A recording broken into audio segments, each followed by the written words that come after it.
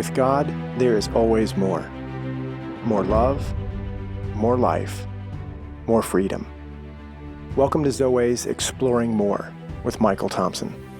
C.S. Lewis once wrote, "Our Heavenly Father has provided many delightful inns for us along our journey, but He takes great care to see that we do not mistake any of them for home." Join me and the team as we explore the kingdom together, discovering the deep truths and offering encouragement for the journey. There is always more. Welcome, friends and allies, to the Exploring More podcast. Hanging out with SJ, as usual. Yeah, man. I think we've done all these together, right? You did one without me. I think I was somewhere. Maybe. Maybe. Yeah, but the vast majority. Sometimes our schedules don't align. So but you're mostly the Iron they do. Man. You're the Iron Man. I'm sidekick. No, I think you did an interview with Morgan Snyder, and I wasn't around. That's right. Yeah. That might have been COVID time. And that was a Zoom deal, I think. It was a Zoom conversation for sure. Yeah. I'm excited about in this new year as we're on the brink of 2021. This is our New Year's podcast. So the series that we're talking about is called Godspeed. And we'll talk about the inspiration of that in just a minute. But it all ties into this New Year's idea that we've been practicing, a decade or so, where we've been walking with God. That'll come up some more in a minute. And what direction, God, are we walking in? Where are the themes, and believing that we're all on a journey and trusting that that journey is for our good and a redemptive story. That means that, SJ, the assumption is there's things in my life that need redeeming. Yeah, if you're part of a redemptive story or you've experienced redemption, then there's some bad things that have happened, right? Right. There's regrets. There's casualties. I've been the casualty of other people's choices. Right. And unfortunately, there are those who have been the casualties of mine. Mm-hmm. And so a redemptive story doesn't just make sense. It's actually deeply needed. And when we see the work of God from Genesis to Revelation, this fuller gospel, that's what we see is a redemptive work. Mm-hmm. Jesus comes, just had Christmas. He enters the story at, who would dare say, not just the right time, right? But at the right time. Mm-hmm. Son of God, Son of Man enters into the story, and the story turns so significantly that our calendar is impacted by it. We see the unique transition from an Old Testament to a new, from old laws to new laws. I mean, there's a lot going on when Jesus enters the story, the redemptive story. Right. And so, listeners, what SJ and I want to talk about for this episode and the next is, so what's God up to in our stories? Right. What are some of the themes and the ingredients that we feel as we've asked Him, as we've walked with Him, and as we've experienced over the last several years? We know He's up to good. I think he's a Danish theologian back in the 1700s, I think. Søren Kierkegaard, I know that's who it is. Søren Kierkegaard said that life has to be lived going forward, but is understood looking backward. Mm-hmm. And I believe that's true. I believe that hindsight is 2020 if we're willing to look back and say, what was this year about? Yeah, it was COVID. Let's just put the big black, it was crappy, over the title. But was it? As much as was taken from us, what good might God be up to in this global pandemic? And you may have to wait a little while longer. You may need a few more months to be able to look back and see where His goodness was and what that goodness might be about. Though we're acknowledging from the get-go, this year cost a lot for so many.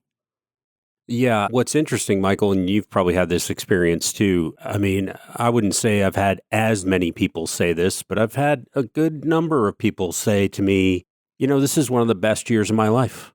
Yeah.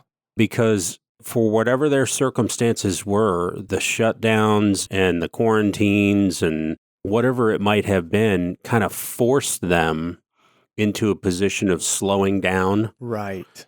And seeing more of what was going on around them, or the opportunity to see, as you were talking about redemptive story earlier, see the redemption that God is working on or brewing in their lives because of circumstances. And I've had a couple of guys tell me outwardly, you'd say some of them have lost their jobs. Oh, yeah. It's loved not ones, like it's family not like they're members. untouched by circumstances in a negative way, but because of the unique circumstances of the past year, it's put them in a position where they've grown spiritually. Yeah. And I've thought about this since we had the girls on with the Christmas podcast series about hope. And I am ready to sign on the line that says there is something about devastation, there's something about loss, there's something about circumstances that are very, very challenging and difficult, that's when hope is its best. It needs the tension and the counterpart of, this isn't good. Yeah. This isn't going well. I don't like where I am. David will say, but I will wait upon the Lord, but I will trust in the Lord. But. So there's something about this year that, yeah, I think all of us would agree. We're ready to flush it. We're ready to send it on. Move along. and get a fresh opportunity as we step into 2021. But I look at the tragedy and the travesties that are in the scriptures. I mean, we get the letters that are the epistles from John, from Paul, from Peter, and James. And these guys were writing them because they were stuck. They were hemmed in. Yeah. They were in solitary confinement, under house arrest. They entered into spaces where they couldn't go, they couldn't move. And so they wrote encouragement and warnings, invitations and challenges to the first century church, churches that they had been a part of establishing. I'm sure their companions, hey, this is what we hear is going on in Colossae. Paul, did you know what's going on in Philippi? Have you heard how great they're doing?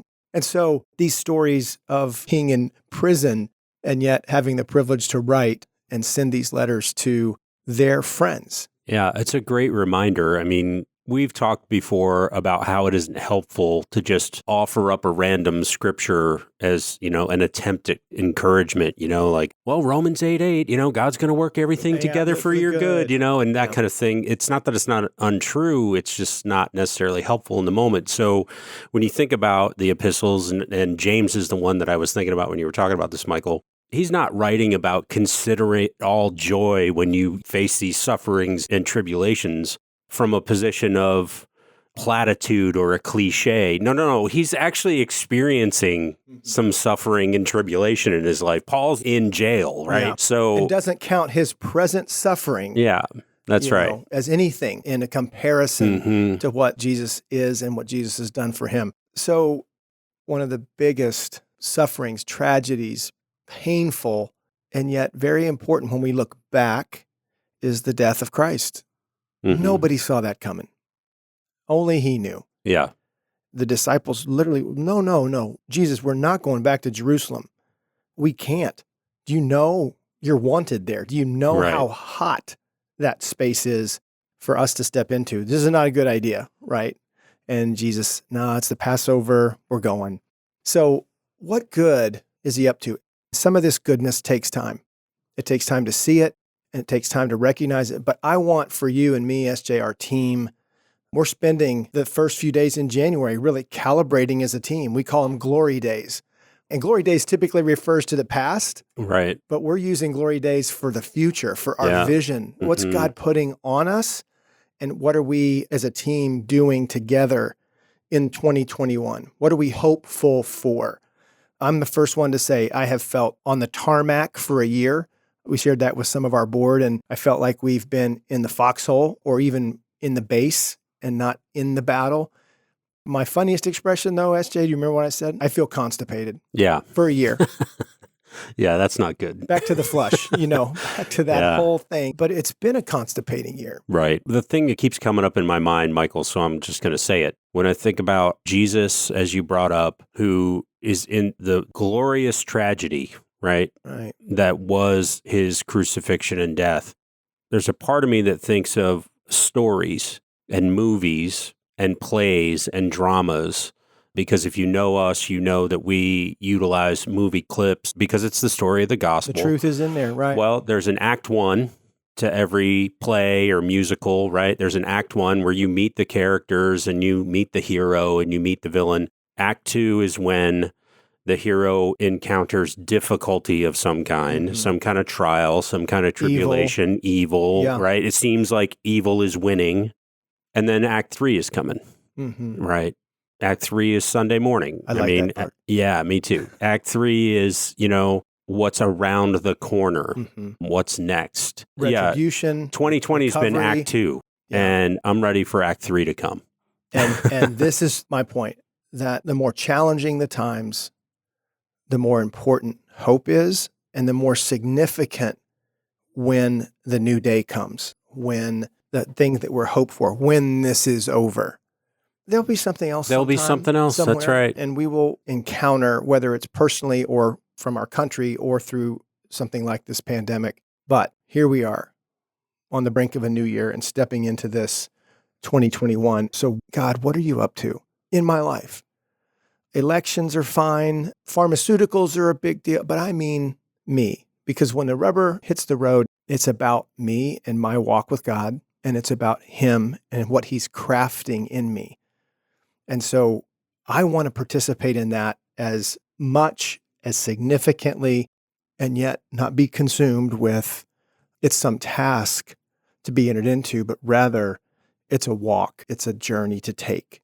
I know what yours has been because you've told listeners for the last couple of years, this vulnerability, that's been a word for you. Yeah, I think it's my word for the rest of my life, probably. Maybe. In addition to others. Maybe the Enneagram 8 bumper sticker. Yeah, right? That's right. Yeah. But I've seen many from restoration in my journey the last few years, that word life, Zoweh, that word's come up again. And I want to talk about this just a little bit so our listeners could possibly get on the same page or consider the invitation of these themes that God's up to or words that describe where you're going.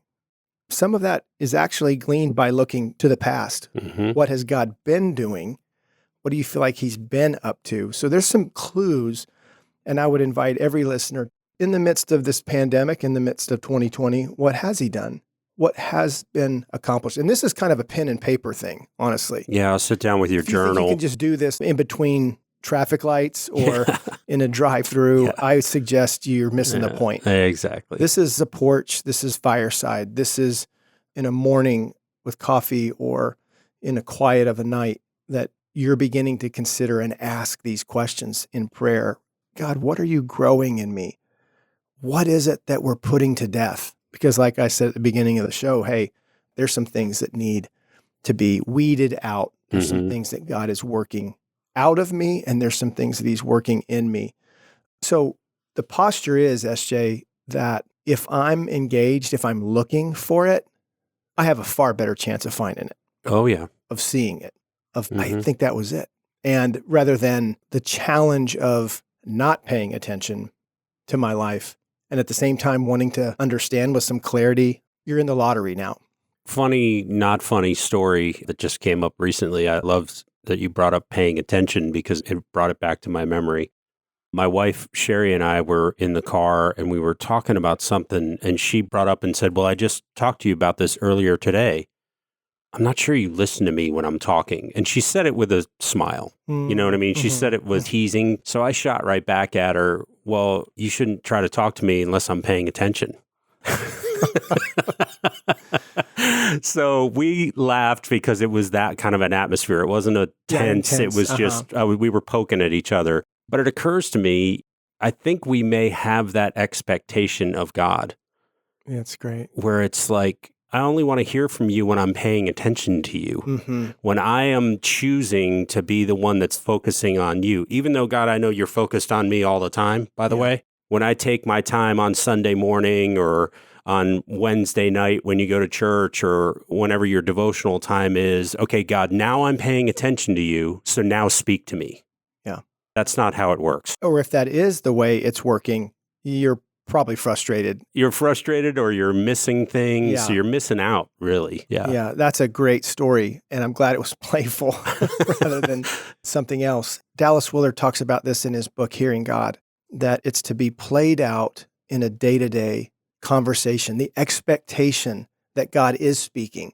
And that may be where a lot of our listeners need to start. What's in the way of that? What's in the way of hopefulness that God is speaking? And maybe it's some beliefs that I've held about God. And I know I had to do some work there, and he had to help me do some work there.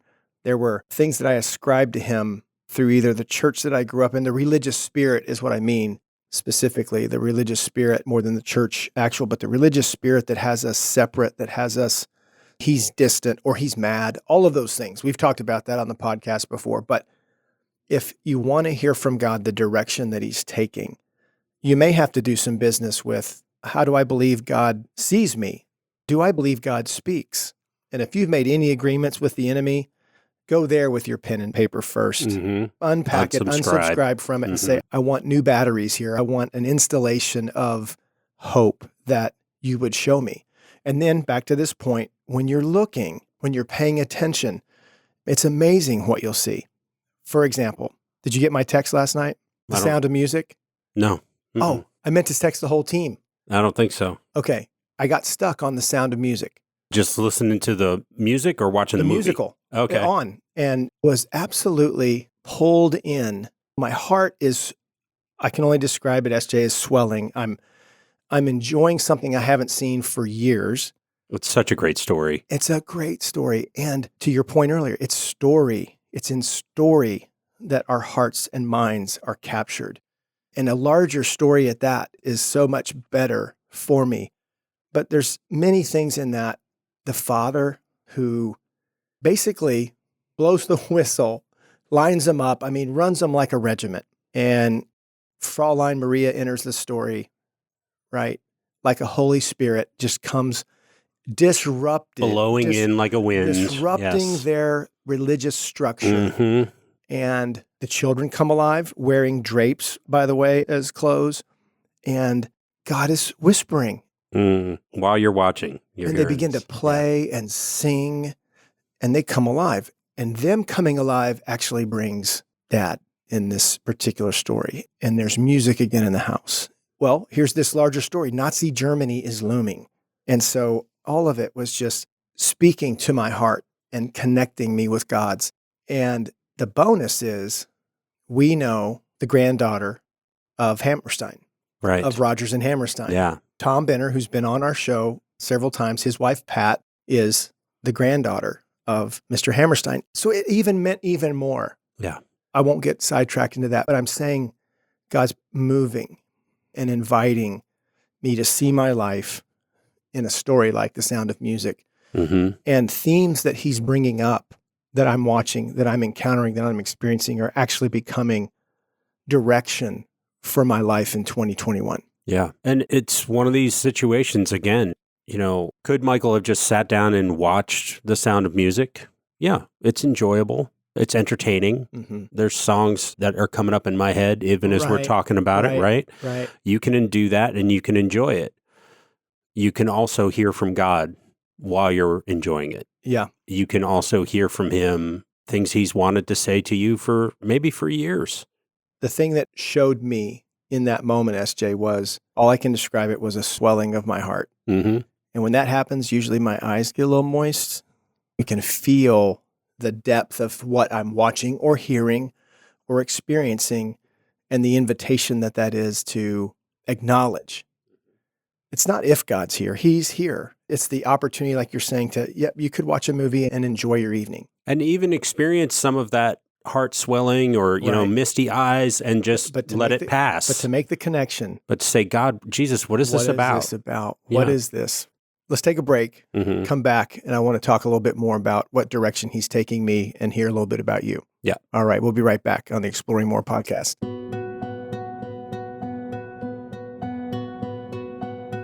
Hey, listeners, it's SJ. Just want to give you an update on upcoming events in 2021.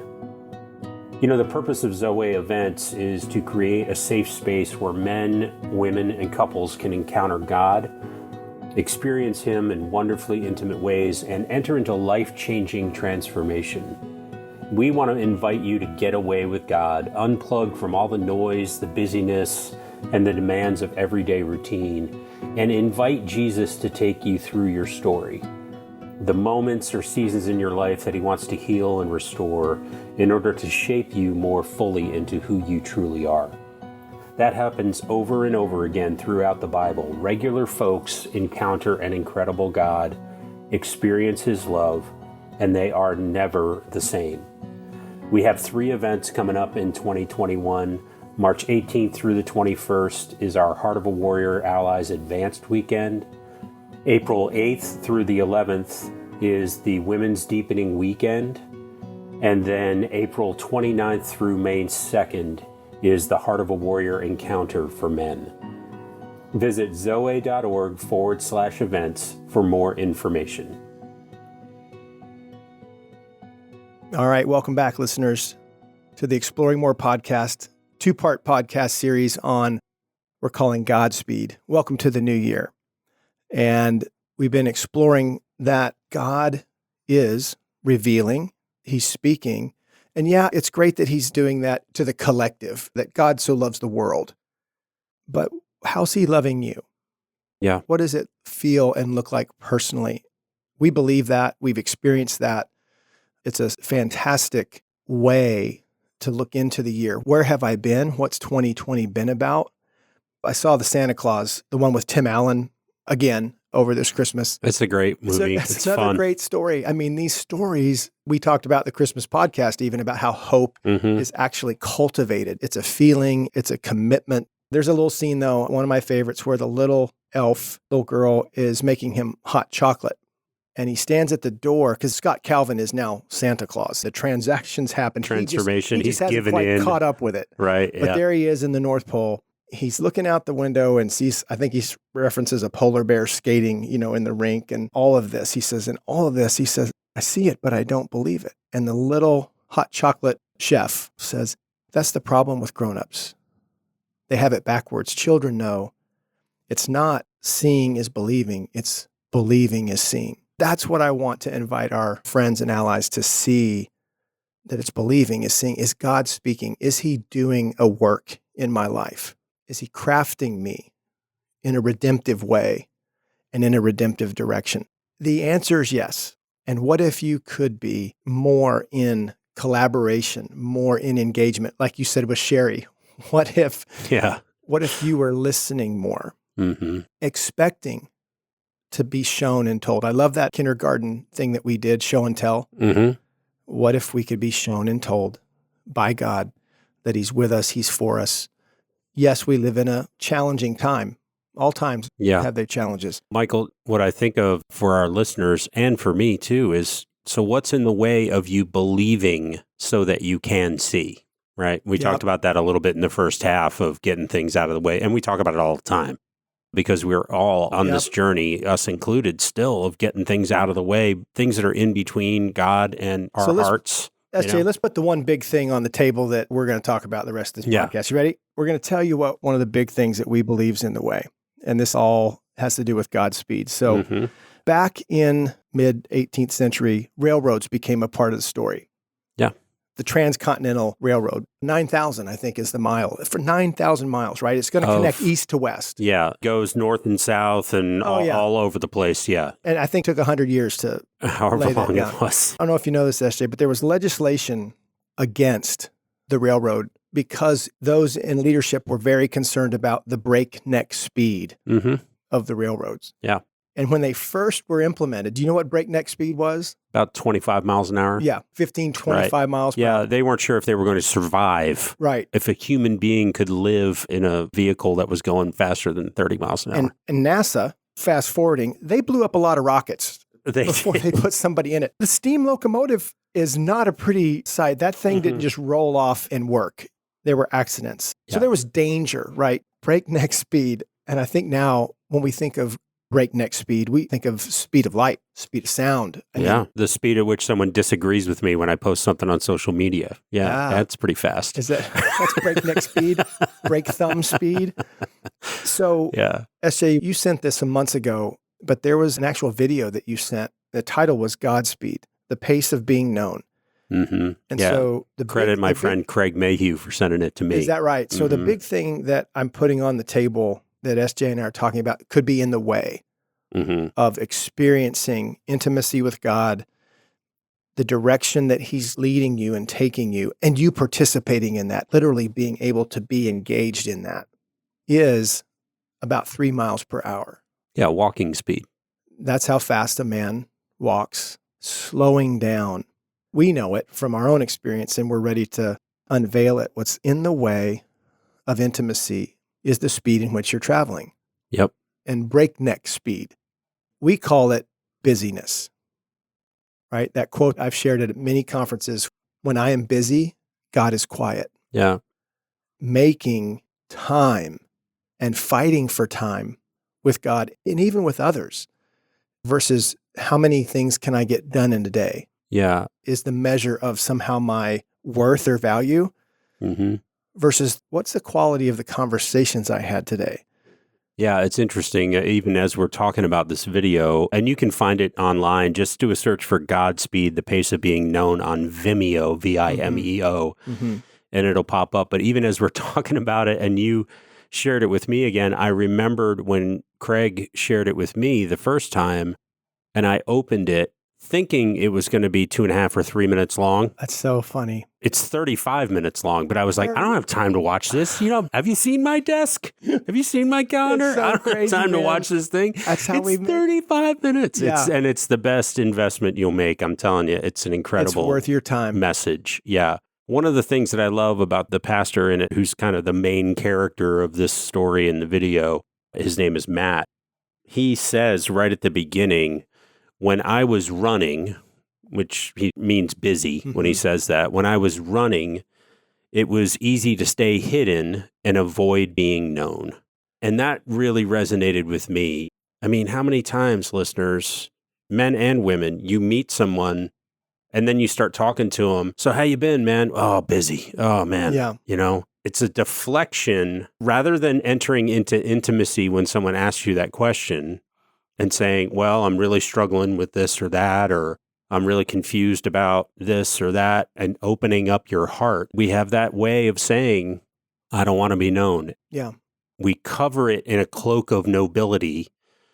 Our culture has created a nobility out of busyness and made it seem honorable and wonderful. And if you're not busy and overbooked, then you're somehow lesser. Yeah, SJ, I'm very acquainted in the last year or so and turning into 2021. I believe that people don't want to tell you their problems if they don't feel like you have the time to listen.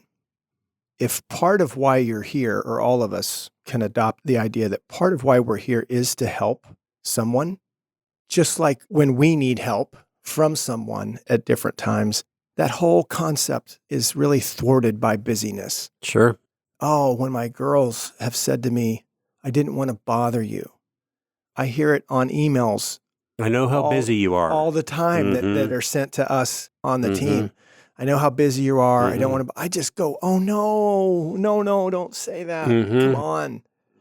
And I want to live in the tension, SJ, between busy and full, right? We've shared this for the last few years that busy is a schedule that runs you.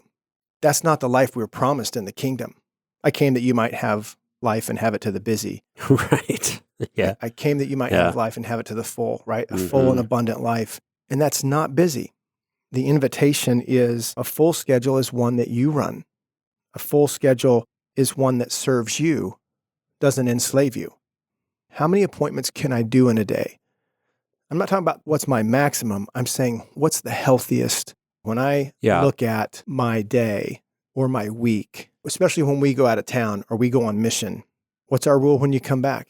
You get the next day off. You got to take a day to breathe. Yeah. Just to come down, even though we usually come back with a lot of cool stuff to do because we went and talked to allies. We went and mixed it up with people. We went and spent time with the church. But to come home and to dial it back, to take walks, to even think about and pray with God, what just happened in these last 3 or 4 days? What did I do? What happened to me? Yeah, I think there's a couple of different ways to look at this, and to refer to the video again. What they're proposing in this video titled Godspeed is that true intimacy is found at about 3 miles an hour, right? You find intimacy not by, in this case, Matt is a pastor, and so the intimacy with his parish, his congregation, is not found by inviting them to come to church and then listening to him speak to them for 30 minutes and then have them leave. That's not where the intimacy is found. The intimacy is found in him walking through the neighborhoods, walking through the parish, knocking on people's doors, having cups of coffee with them at the local eatery, and knowing their stories and meeting them. So we want to propose that if we can slow down enough to do that, intimacy will be found. Yeah. And the other thing, I think, Michael, that came up in me as you were sharing is, what is our motivation? So one of our motivations for slowing down might be intimacy, like I just described, to find intimacy with God and others. Another might be, what is best for my heart? When we decide how our calendar is going to be filled, when we decide how many appointments we can take in a day, like you said, how often do we think, what's really best for me today? What's really best for my heart today? That's a great prayer. And God, what's best for me today? Right. And rather than it being, oh, well, my boss expects me to have 10 appointments today, so I'm going to have 12, right? Which is a motivation of performance or meeting his expectations or that. So there's this tension you do live under. Many of our listeners, are in sales, let's say. I mean, you've got to get your numbers. We have work we have to accomplish. But at the same time, I think we can balance that life and that aspect of our lives with this desire to do what is good for our own hearts. Eldridge refers to, and many others too, but Eldridge refers to it as self-care. Yeah. And that's what we're talking about here is, if you can slow down, you can find more intimacy with God and others, and more intimacy even with your own heart and knowing yourself even better. I had a 72 Cutlass in the early 80s, about 10 years old when it came to me. And at one point, SJ, the idle on that thing had been turned up. You know that? I mean, idle adjustment screw. Idle adjustment screw. So it had been turned on a carburetor. Yeah. Right. Back then versus fuel injection, right? Yeah. So anyway, if you didn't keep the brake on, you were going. Yeah. I could take the brake off when I kind of first realized at lights and stuff, when this thing had somehow fallen to a higher miles per hour. I was at breakneck speed. I was going 20 miles per hour. Something was stuck that without putting putting my gas, without putting my foot on the gas. And so, that may be where you start with your idle adjustment screw, right? What's your idle level? And can you dial that down? The practice of that and the ability to even be aware how fast we're going, the heart and the soul and the mind. We weren't made for processing this much information. I think it's one of the reasons why fear really has had a hold on so many this year. You start listening to the news morning, noon, and night. Look back at how did that affect you? Sure. How did that infect you? How does it affect you when you shut it off? What do you feel when you turn it off and unsubscribe from some things? Yeah. Where's my phone? Where's my phone? Where's my phone? Right. The jitters that we can experience in that. That's the way of approaching, what condition am I coming into this new year? If it's frazzled, if the idle's too high, if busyness. And yes, Christmas, fortunately for most of us, gets to dial us down a little bit. We get a little time off. But holy cow, that just means I can do all the stuff at home now, or the travel. Now that the travel is dialed down, maybe Christmas could be a little quieter, slower. I like that you brought up Godspeed and how to get there. Can we talk about parish for just a minute? Yeah. Because it comes out in this. I mean, Eugene Peterson's in this documentary, N.T. Wright, some men that we respect. Those two guys, you're halfway in the documentary and you're like, I think these guys live this way. Right. N.T. Wright talked about moving 16 times in 42 years. He comes at it from a recovery, basically. Right. And then Eugene Peterson comes at it from, no, I know this way. I've been here in this church for 40 years. And this parish mentality is not just the number of your congregation, it's the geography of your congregation. That's the parish. Eugene, I found that fascinating. It's very interesting. And a parish is actually a geographical term. Right.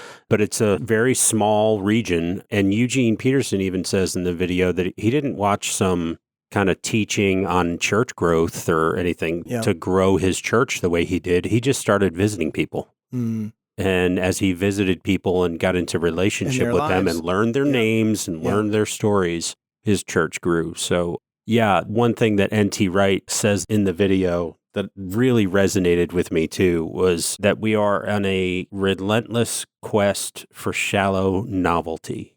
So I heard that and I was thinking of my life and on to the next thing and the next shiny thing. Right. And I mean, down to, did I really need to buy that truck I bought a couple of years ago? I probably could have continued to live with the truck that I had. You know what I mean? So it's an interesting perspective to have that we're constantly in this place of on to the next new thing. Yeah. Restlessness is real. Yeah. And it can serve you from time to time, but it also can bury you and keep you in the shallows, like Professor N.T. Wright was talking about. So this is an ingredient that we talk about within Redemptive Community. And I'm going to close this episode with my word. Oh, your word for the year. My word for the year that he's beginning to bring to the surface and invite me to. And I'm loving it. I'm already loving it. It's funny to say it this way. I'm going to catch some momentum going into the new year, like I'm going to get slingshot into the new year. And the word slow, slow, slowing down, moving more slowly, intentionally. And this invitation to 3 miles per hour, the speed in which a man walks a mile if he's walking, and that God is in that place. So I'm going to tee that up for the end of this session. Yeah, I have a bunch of movie clips coming to mind now. All right, hang on to them, and we'll talk about them for next week's show. And expand more on what God's up to in my life and heart. Want to hear a little bit more about yours, and maybe we can encourage our listeners to step into 2021 with some intimacy with God and a revelation of what's the good that he's up to in your life. Right? We'll see. We shall see. Yeah, listeners, we'd love to hear from you. If you shoot us an email at exploringmore@zoweh.org. And hey, share your words of the year. If you've got a word that God has given you and you want to let us know about that, share that with us. And let's say the first one that sends us their word of the year, we'll arrange for a special gift for you from Zoweh. We've got some cool gear that we've picked up. How about one of the Columbia tops? And it's got to be a journal. We got to give one of the leather journals. Yeah, we'll give a leather journal too. That's right. Write that stuff down and slow down. So email us your word of the year and leave us a rate and review on your podcast platform of choice. It really helps us to be found. Thanks to Serena and Brooke, our engineers, and thanks to you, our listeners, and we'll see you next week. See you in the new year. That's going to be the new year. We hope you have enjoyed this episode of Exploring More. The landing page for this podcast is zoweh.org/podcast. That's ZOWEH.org/podcast, where you can find the show notes and various platforms to which we broadcast. You can also find us and the Life of More by visiting Zoweh on YouVersion Bible app, Right Now Media, our Facebook page, and Zoweh on Instagram and Twitter. Remember, with God there is always more, and you were made for more.